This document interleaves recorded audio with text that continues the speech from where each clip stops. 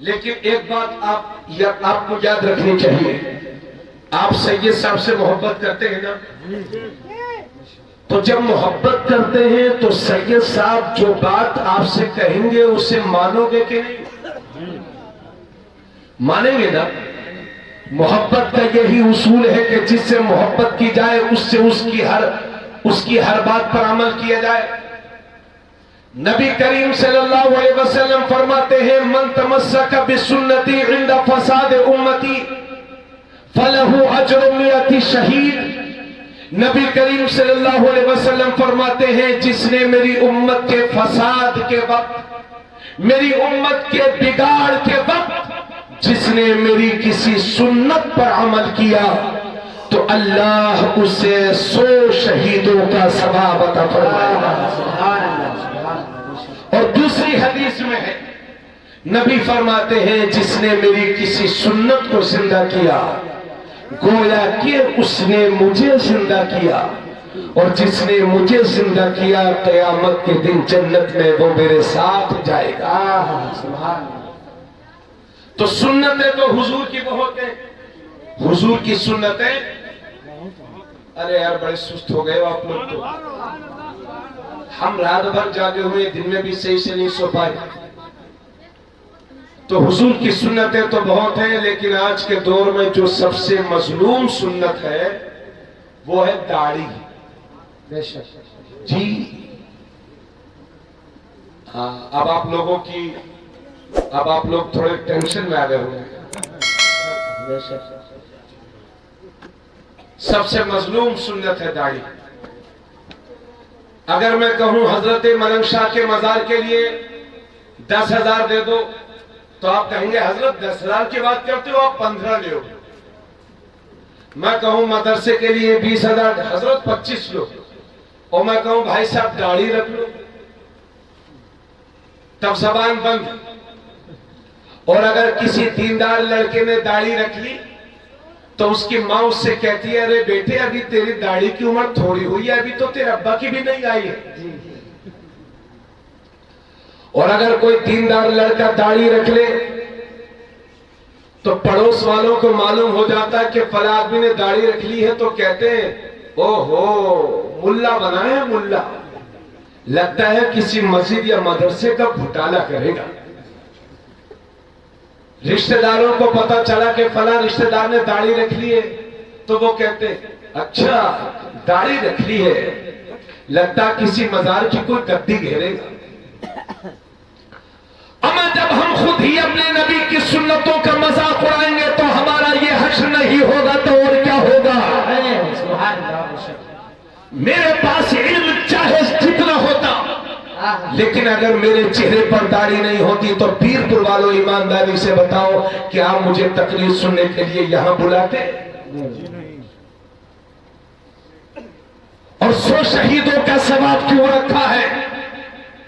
کیونکہ مجاہد میدان جہاد میں گیا، تلوار چلی، گردن کٹی، جنت میں پہنچا۔ لیکن یہ جس نے داڑھی رکھی ہے کبھی ادھر سے تانے سنتا ہے، کبھی ادھر سے، کبھی یہاں سے، کبھی وہاں سے۔ یاد رہے تلواروں کے زخم بھر جاتے ہیں لیکن زبانوں سے نکلے ہوئے جملوں کے زخم زندگی نہیں بھرتے۔ اس لیے شہید کے لیے، مجاہد کے لیے شہادت کا ثواب رکھا ہے، اور حضور کی سنت کو زندہ کرنے والے کے لیے 100 شہیدوں کا ثواب رکھا ہے۔ واہ واہ واہ، سبحان اللہ، سبحان اللہ۔ اور اگر آپ اس ڈر سے داڑھی نہیں رکھتے، توجہ چاہوں، اس ڈر سے آپ داڑھی نہیں رکھتے کہ اگر داڑھی رکھ لیں گے تو لوگ ہمیں کہیں گے یہ آتنکوادی ہے۔ داڑھی آتنکوادی کیوں ہوتی ہے؟ تب تو آپ ان لوگوں کو سپورٹ کر رہے ہیں جو کہتے ہیں کہ صاحب داڑھی والا آتنکواد ہوتا ہے، کیونکہ آپ رکھ نہیں رہے۔ وہ کہتے ہیں داڑھی والا آتنکواد ہوتا، آپ رکھ نہیں رہے تو ان کو سپورٹ کر رہے ہیں۔ اما یہ داڑھی میرے نبی کی سنت ہے، اور بہت سارے برا مت مانیے گا، اور برا مانیے گا تو میں کیا کروں؟ آپ شریعت کے نزدیک مجرم ہیں، مجرم۔ رسول اللہ ناراض ہے، 60 साल 50 साल 70 साल की जिंदगी हो गई और रोजाना दाढ़ी छिलवाते हैं, कटवाते हैं। याद रहे, बुजुर्गों के चेहरों पर दाढ़ी अच्छी लगती है, उस तरह चलता हुआ अच्छा नहीं लगता। इसलिए अपनी हया को पहचानो, बका को पहचानो। ये दाढ़ी मेरे नबी की सुन्नत है और इस्लाम के दुश्मनों को तलवारों के नेज़ों से इतनी तकलीफ नहीं होती जितनी तकलीफ मुसलमानों की दाढ़ियों से होती है। सुभान अल्लाह, सुभान अल्लाह। अपने चेहरों पर दाढ़ियां सजा करके ईमानदारी की ऐसी मिसालें कायम कर दो ताकि दुनिया ये समझ जाए कि दाढ़ी वाला आतंकवाद नहीं बल्कि दुनिया का रहनुमा होता है, मजहबी पेशवा होता है, दाढ़ी वाला सच्चा पक्का मुसलमान। हजरत में अभी 21वें रोजे को मैं पीलीभीत शरीफ गया था। मस्जिद पंजाबियान है पीलीभीत में, बड़ी मशहूर। वहां मैं तकरीर करने गया जश्न खत्म कुरान में।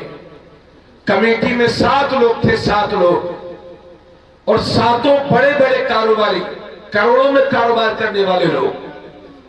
अल्हम्दुलिल्लाह 6 लोगों के चेहरों पर दाढ़ियां सजी हुई थी। बोलो सुभान अल्लाह। 6 लोगों के चेहरों पर दाढ़ियां सजी थी। उनमें का एक भाई दाढ़ी वाले नहीं थे। मैंने तकरीर की और उनको भी समझाने की कोशिश की। 2-4 दिन के बाद फोन आया कि हजरत आप जो हमें समझा कर गए थे हमने उस बात पर अमल कर दिया है और इंशाअल्लाह अब की बार आप आएंगे तो हमारी दाढ़ी काफी बढ़ जाएगी, आप हमारे चेहरे पर सुन्नत मुस्तफा देखें। इसलिए मुआशरे में ये दाढ़ी मेरे नबी की सुन्नत है। अब मैं कहीं भी जाऊंगा, हम कहीं भी जाते हैं, सैयद साहब हैं, हम हैं, मोहम्मद मुश्ताक साहब हैं, दूर से ही आदमी जान जाता है ये मोहम्मदुर रसूलुल्लाह का वफादार है। इसलिए हिम्मत करो, कोशिश करो। मौत जिंदगी का कोई भरोसा नहीं है। जीते जी अपने रब को राजी कर लो और चेहरे पर सुन्नत मुस्तफा सजाओ, दाढ़ी शरीफ सजाओ। इसलिए कि दाढ़ी वालों की इज्जत कम नहीं होती बल्कि दाढ़ी वालों की इज्जत बढ़ जाया करती है। समझ गए आप? मेरा मकसद किसी को टारगेट करना नहीं है। आप मेरे सब भाई हैं, बड़े भाई, छोटे भाई, चाचा, दादा, मेरे वालिद, मेरे दादा, मेरे भाइयों की उम्र के हैं। इसलिए कोशिश करें, हिम्मत करें और ये भी याद रहे कि हुजूर सल्लल्लाहु अलैहि वसल्लम की मोहब्बत के तकाज़े ये हैं कि जो नबी ने फरमाया हम उस पर अमल करें। अच्छा, एक बात आप मुझे बताएं, हमारे सैयद साहब क़िबला तशरीफ रखते हैं, अगर ये मुझसे कान में कहें कि मौलाना साहब इस बात को बोल दीजिए, गौर से सुनिए, अगर सैयद साहब मुझसे कहें कि हजरत इस बात को बोल दीजिए और मैं हजरत की बात ना मानूं तो दोबारा मुझसे कहेंगे मौलाना साहब ये बोल दीजिए, फिर भी मैं इनका कहना ना मानूं तो तीसरी बार जरा मुझसे सख्त लहजे में कहेंगे मौलाना मैं ये कह रहा था कि ये भी बोल दीजिए। अगर मैं तीसरी बार भी ना सुनूं तो बोलो ये नाराज होंगे कि नहीं होंगे, और ऐसे नाराज हो जाएंगे कि शायद जिंदगी में फिर मुझसे कभी बोले कि ना बोले, इसकी कोई गारंटी नहीं। अगर सैयद शोएब मियां साहब मुझसे 3 बार कहें और मैं इनके कहने पर अमल ना करूं तो ये नाराज हो जाए, तो सोचो तो सही, मेरा रब मुख्तलिफ सेगों के साथ कुरान में 700 बार नमाज का जिक्र फरमा रहा है, फिर भी हम नहीं पढ़ेंगे तो बोलो रब की रहमत रूठेगी कि नहीं, रब नाराज होगा कि नहीं। आज मुसलमानों की जो जाहिरी जिल्लत और रुसवाई है उसका सबसे बड़ा सबब यह है कि हमने अपने रब के हुजूर सजदे करना छोड़ दिया है। आज हमने मस्जिदों से दूरी बना ली है। याद रहे, कुफ्र और शिर्क के दरमियान, कुफ्र और ईमान के दरमियान जो सबसे बड़ा फर्क है वो नमाज का है, नमाज का। इसलिए अल्लाह के नबी सल्लल्लाहु अलैहि वसल्लम फरमाते हैं, ए लोगों, जब तुम्हारे बच्चे 7 बरस के हो जाएं तो उन्हें नमाज का हुक्म करो اور جب تمہارے بچے 10 سال کے ہو جائیں تو انہیں مار مار کر کے نماز پڑھاؤ۔ کیا فرماتے حضور کہ بچے تمہارے 7 برس کے ہو جائیں تو نماز پڑھو، اپنے بچوں کو حکم کرو، اور تمہارے بچے 10 سال کے ہو جائیں تو انہیں مار مار کر کے نماز پڑھاؤ۔ حالانکہ یہ علماء جانتے ہیں کہ 10 سال کے بچے پر نماز فرض نہیں ہوتی، مگر اتنی تاکید کے ساتھ میرے نبی اس لیے ارشاد فرما رہے ہیں تاکہ جب آپ کا بچہ بالغ ہو جائے تو نماز چھوڑنے کا تصور بھی نہ کر سکے۔ اور دوسری بات، میرے نبی فرماتے ہیں جب تمہارا بچہ 7 برس کا ہو جائے تو اسے نماز کا حکم کرے، اور جب 10 سال کا ہو جائے تو اسے مار مار کر کے نماز پڑھائیں، اور جب تمہارے بچے 10 سال کے ہو جائیں تو ان کے سونے کے بستر الگ الگ کر دو۔ یعنی بچوں کی عمر 10 سال ہو جائے تو کوئی بھی بہن اپنے بھائی کے ساتھ نہ سوئے، اور کوئی بھی بھائی اپنی بہن کے ساتھ نہ سوئے۔ بچوں کی عمر 10 سال ہو جائے تو سونے کے بستر الگ الگ کر دو۔ یہ ہے اسلام کی پاکیزہ تعلیم۔ دوسرے مذہبوں میں جا کر کے دیکھو تو جوان بھائی اور جوان بہن ایک ساتھ سوتے۔ اب میں بڑے برے حالات ہیں، تم ایک پاکیزہ مذہب کے ماننے والے ہو، ایک ایسے نبی کے ماننے والے ہو کہ جن کی تعلیم اور تربیت سے پڑھ کر کے دنیا میں کسی کی تعلیم اور تربیت نہیں۔ اللہ کے نبی صلی اللہ علیہ وسلم فرماتے ہیں کہ جو صبح صبح بازار کی طرف جاتا ہے تو وہ شیطان کا جھنڈا لے کر کے جاتا ہے، اور جو صبح صبح مسجد کی طرف جاتا ہے تو وہ اللہ کے دین کا جھنڈا لے کر کے جاتا ہے۔ ارے تھوڑا سا بولتے رہو یار، سبحان اللہ بولو۔ آپ سے زیادہ تھکاوٹ مجھے ہے، ذرا زور سے بولو سبحان اللہ۔ کیا فرماتے ہیں نبی؟ جو صبح صبح بازار کی طرف جاتا ہے تو وہ شیطان کا جھنڈا لے کر کے جاتا ہے، اور جو صبح صبح مسجد کی طرف جاتا ہے تو وہ اللہ کے دین کا جھنڈا لے کر کے جاتا ہے۔ بیرپور والوں، اب یہ فیصلہ آپ کو کرنا ہے کہ صبح اٹھنے کے بعد آپ کو شیطان کا جھنڈا اٹھانا ہے یا اپنے نبی کے دین کا جھنڈا اٹھانا ہے۔ اور اے میری بہنوں جو اپنے گھروں سے یا محفل میں آ کر کے میری تقریر سن رہی ہیں، جس طرح سے مردوں پر نماز فرض ہے، اسی طرح سے بالغ ہونے کے بعد زندگی کی آخری سانس تک عورتوں پر بھی نماز فرض ہے، علاوہ ان دنوں کے کہ جن دنوں میں عورتوں کو مہینے میں ماہواری آتی ہے، حیض کا خون آتا ہے، جس کی مدت کم سے کم 3 دن اور زیادہ سے زیادہ 10 دن ہے۔ اگر 3 دن سے کم خون آتا ہے تو وہ بھی بیماری کا خون ہے، 10 دن سے زیادہ خون آتا ہے تو وہ بھی بیماری کا خون ہے۔ 3 دن سے 10 دن کے درمیان مہینے میں جو خون آتا ہے اسے حیض کا خون کہتے ہیں، اور جتنے دن وہ خون آئے اسلام نے عورتوں پر نماز کو معاف فرما دیا ہے۔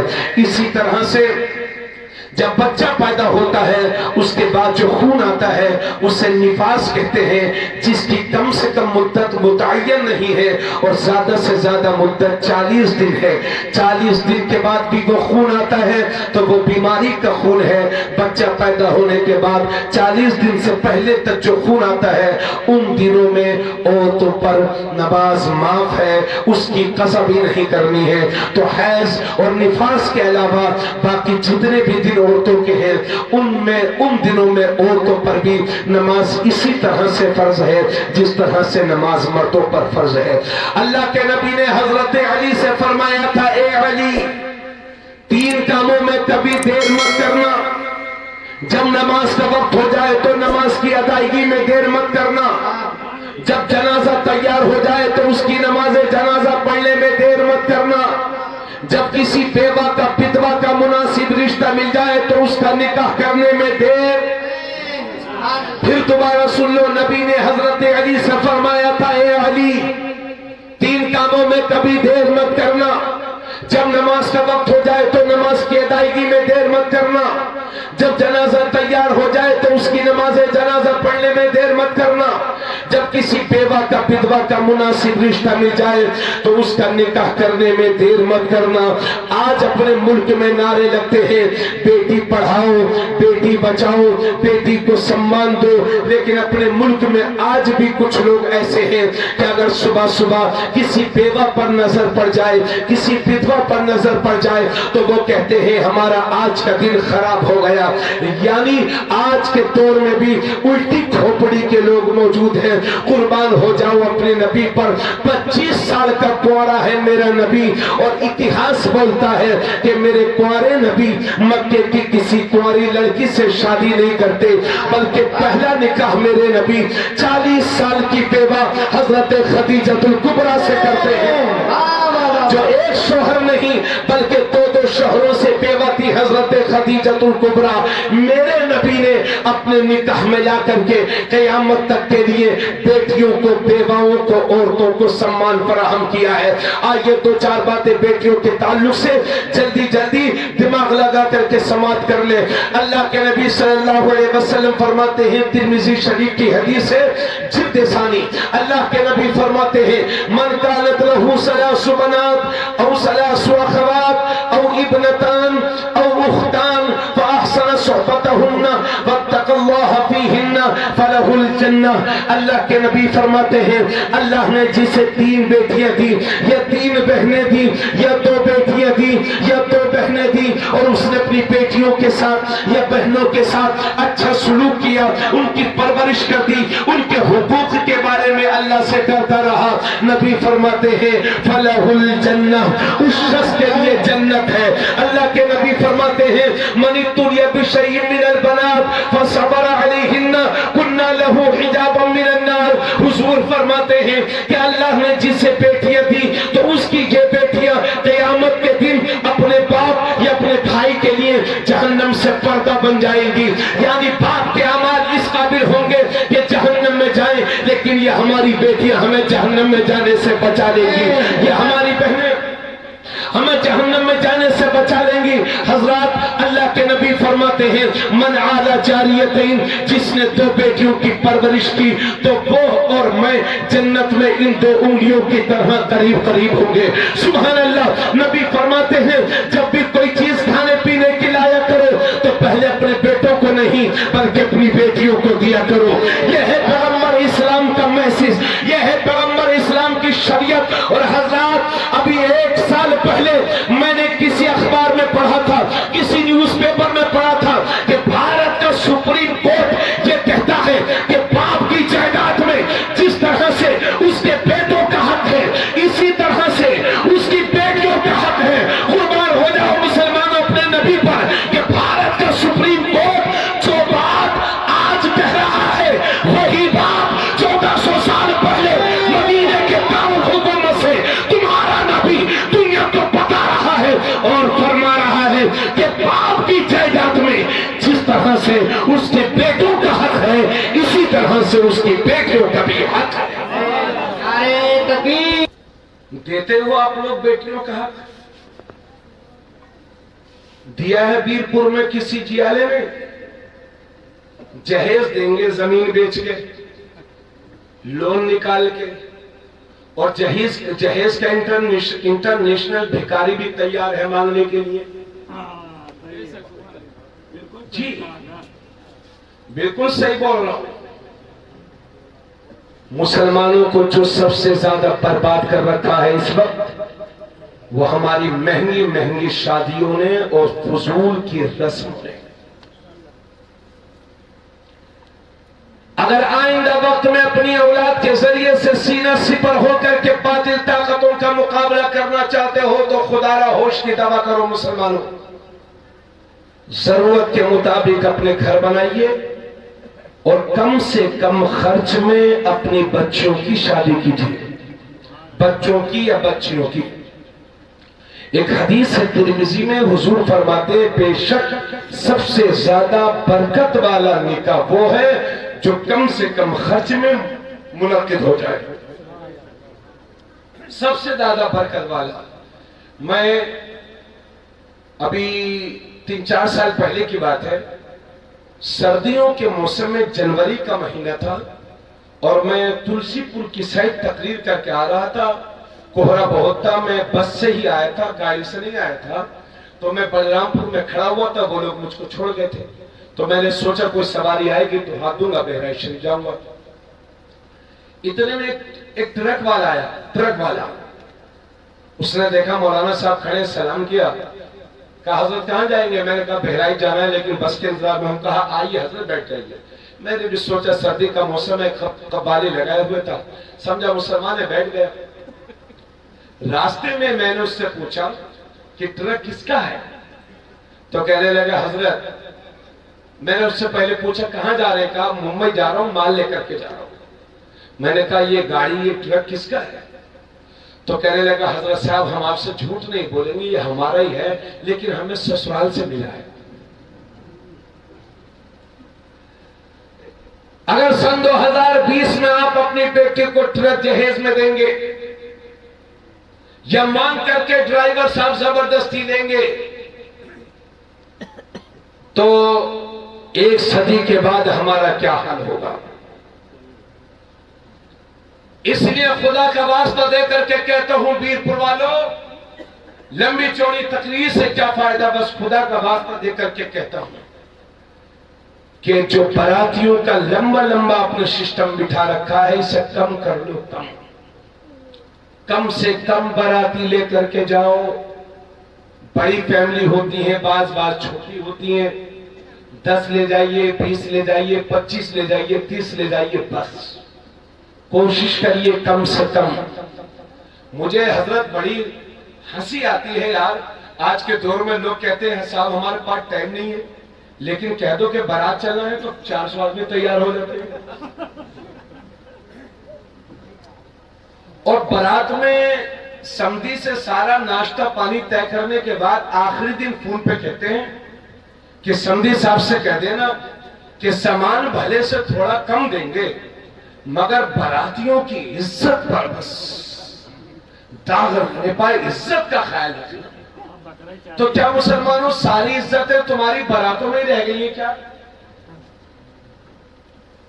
اور یہ نواب صاحب جائیں گے، 20 روپے کی پانی کی بوتل انہوں نے کھولی، تھوڑا سا پیا، تھوڑے سے ہاتھ دھولا، تھوڑا سا پھینک دیا۔ یعنی اتنے بڑے نواب کہ لکھنؤ کے نواب بھی اپنی قبروں سے انہیں دیکھتے ہوں گے تو سوچتے ہوں گے اچھا ہوا ہم پہلے ہی مر گئے، ورنہ 21ویں صدی کا نواب تو ہم سے بڑا نواب ہے۔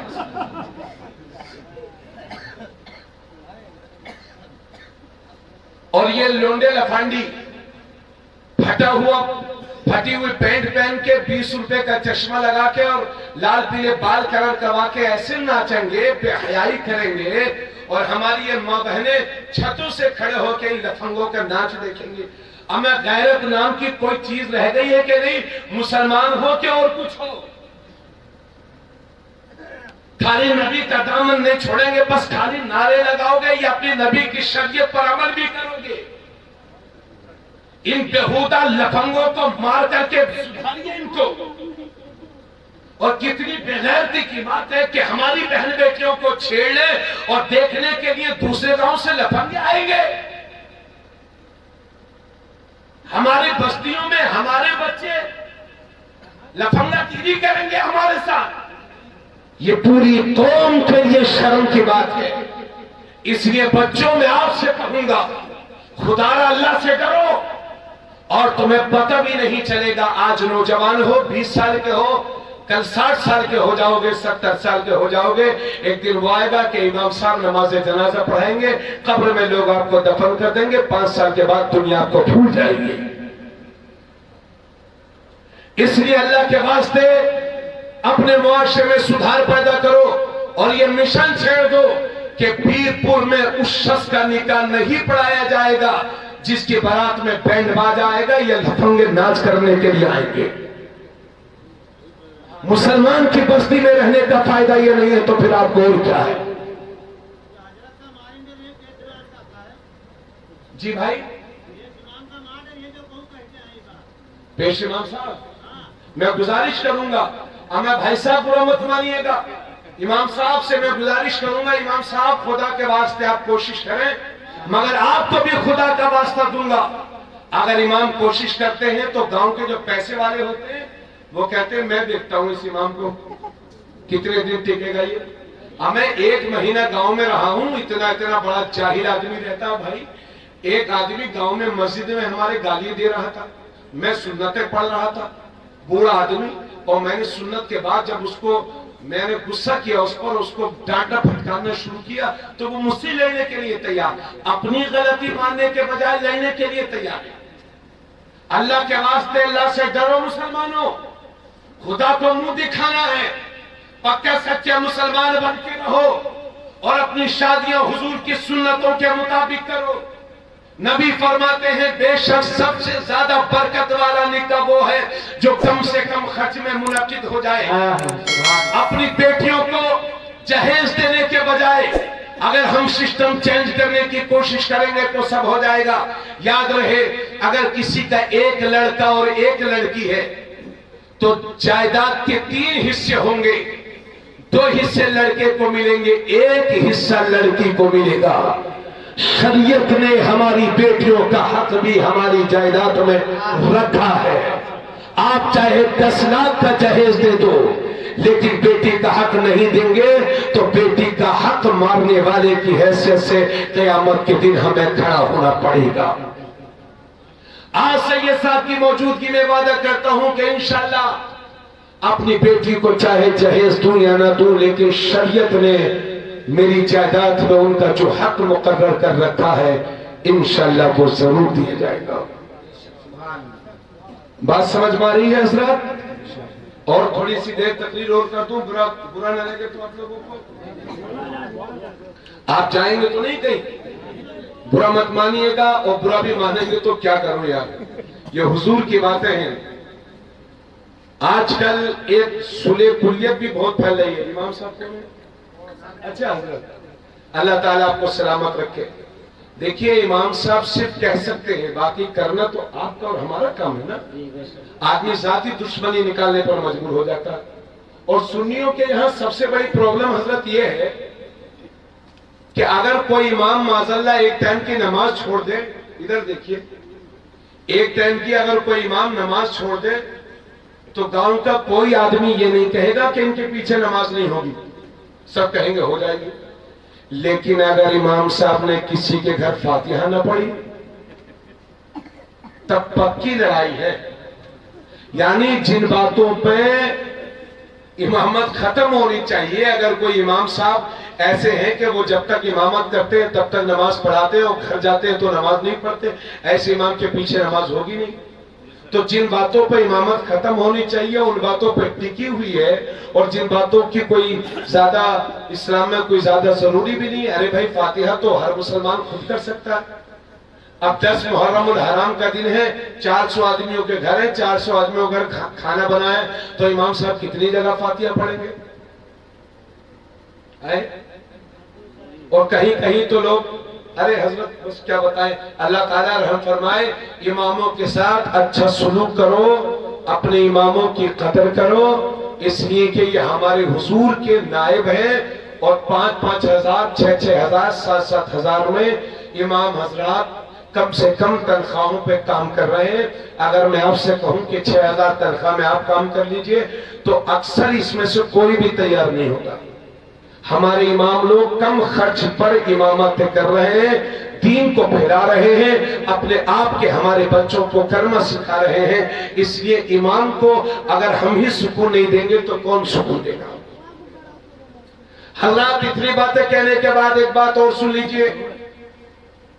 نبی کریم صلی اللہ علیہ وسلم فرماتے ہیں تنکح المرأة لامرأة لأربعین, تنکح المرأة لأربعین, لمالها ولحسبها ولجمالها ولدینها فاظفر بذات الدین. اللہ کے نبی فرماتے ہیں کسی بھی عورت سے جو شادی کی جاتی ہے اس کی 4 وجہ ہوتی ہیں. یا تو کسی عورت سے شادی اس لیے کی جاتی ہے کہ وہ لڑکی خوبصورت بہت ہے, یا اس وجہ سے شادی کی جاتی ہے کہ لڑکی بڑے خاندان کی ہے, یا اس وجہ سے شادی کی جاتی ہے کہ لڑکی بڑے پیسے والی ہے. اگر اس لڑکی کے ساتھ میرا نکاح ہو جائے گا تو 1 ایکڑ زمین مل جائے گی، یا فلاں خاندان میں میرا نکاح ہو جائے گا تو گاؤں میں سکہ میرا ہی چلے گا۔ اور چوتھی بات نبی فرماتے ہیں ولی دینہا، یا تو کسی لڑکی سے کسی عورت سے اس وجہ سے شادی کی جاتی ہے کہ وہ لڑکی دیندار بہت ہے۔ حضور فرماتے ہیں تم اپنے نکاح میں دیندار لڑکی لاؤ تاکہ کامیاب ہو جاؤ گے۔ سبحان لیکن اب کون لا رہا ہے دیندار؟ اب تو داماد کروڑ پتی چاہیے، چاہے سڑا ہوا وہابی ہو مگر کروڑ پتی ہونا چاہیے۔ ہمیں اس سڑے ہوئے کروڑ پتی وہابی سے وہ مزدور عاشق رسول اچھا ہے جو اپنی محنت سے کماتا ہے، کھاتا ہے، مزدوری کرتا ہے لیکن حضور کا چاہنے والا ہے۔ وہ اس کروڑ پتی سے اچھا ہے جو سود خور ہے، حرام خور ہے، بدعقیدہ ہے۔ اس لیے دیندار رشتوں کی تلاش کرو، اپنے گھر میں دیندار بہو لاؤ، اور داماد بھی تلاش کرو تو دیندار تلاش کرو۔ سمجھ گئے؟ یہ زیادہ جو صلح کلیت پھیل رہی ہے اس کی وجہ یہ ہے کہ لوگ جو ہیں بدعقیدوں میں شادی کرتے ہیں، جس کی وجہ سے صلح کلیت پھیلتی جاتی ہے۔ اللہ تعالیٰ ہم سب کو ہدایت نصیب کرے۔ بس آخری بات آپ حضرات یہ بھی سن لیں کہ 5 وقت کی نماز کی عادت ڈالیں۔ فجر کے وقت کوئی بھی کام نہیں رہتا ہے۔ بولو بھائی فجر کے وقت کوئی کام ہوتا ہے کیا؟ آپ آسانی کے ساتھ نماز پڑھ سکتے ہیں، اور صبح 6 بجے سے لے کر کے دن کے 1 بجے تک اگر آپ نے 7 گھنٹے میں کچھ نہیں کمایا تو سحر کی نماز چھوڑ کے آپ کروڑ پتی تو ہو نہیں جائیں گے۔ عصر کی نماز میں کتنا وقت لگتا ہے؟ مغرب میں، عشاء میں، عشاء کے ٹائم بھی کوئی کام نہیں رہتا۔ اس لیے سارے کاموں کو چھوڑ کر کے 5 وقت کی نماز کی عادت ڈالیے۔ ایسی عادت ڈالیے کہ سارے کام چھوٹ جائیں مگر نماز نہ چھوٹنے پائے۔ آپ عادت ڈالیں گے انشاءاللہ کچھ دن بعد آپ کی ایسی عادت ہو جائے گی کہ کھانے کے بغیر تو آپ رہ سکتے ہیں لیکن نماز پڑھے بغیر آپ کو سکون نہیں ملے گا۔ اور اتنی باتیں کہنے کے بعد یہ بھی عرض کروں گا جو میں نے ابھی ذکر کیا تھا کہ شادیوں کو سستا کرو، ضرورتوں کے مطابق گھر بناؤ، اور اپنی حیثیت سے پڑھ کر کے اپنے بچوں کو پڑھاؤ اور لکھاؤ۔ اس لیے کہ آنے والا وقت علم کا وقت ہے۔ زمانے پر وہی قومیں راج کریں گی، ملکوں پر وہی قومیں حکومتیں کریں گی کہ جن کے بچوں کے ہاتھ قلم اور کتابوں سے سجے ہوں گے۔ اس لیے موبائل دے کر کے اپنے بچوں کو لفنگا بننے پر مجبور نہ کرو۔